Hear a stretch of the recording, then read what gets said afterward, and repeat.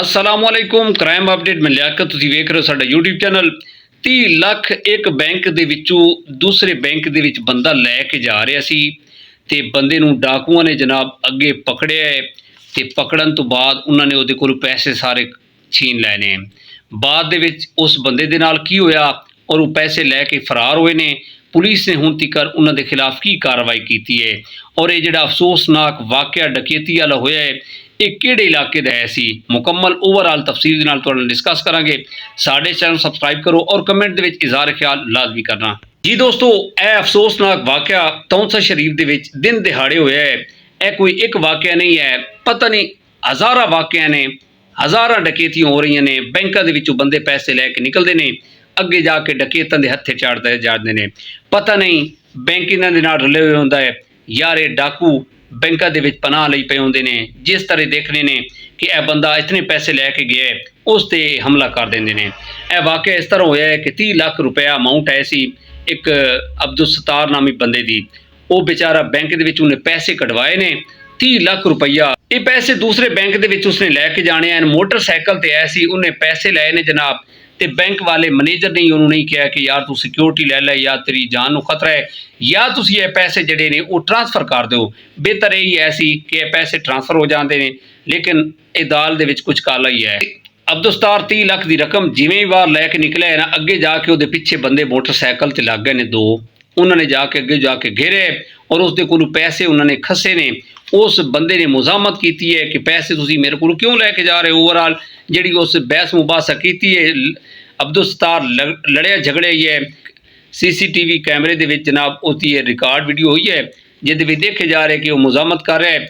उत्थे तंग आके जनाब डकैतां ने फायर किया है कि साड़ी जान नहीं छड्डदा, इस तरीके पैसे नहीं देंदा।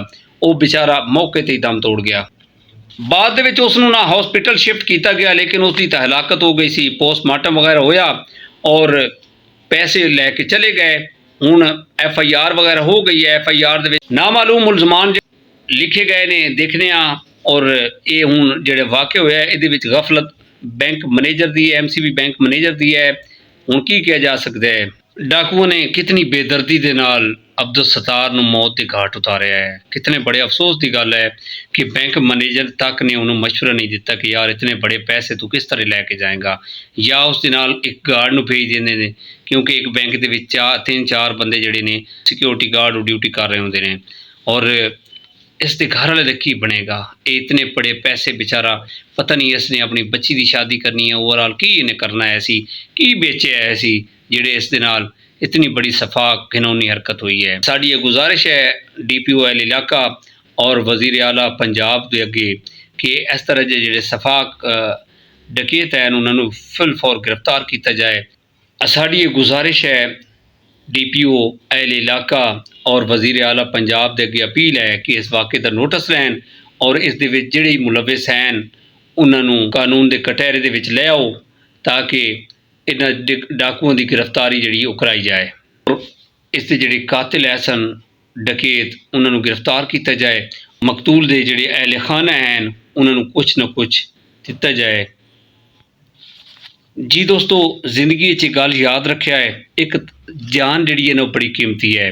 कभी भी किसी बैंक के विचों तुसीं इतनी बड़ी अमाउंट लैंदे हो लैके तुसीं दसदे हो कि मैं दूसरे बैंक च लै जाने, खुदा दा नाम मनो।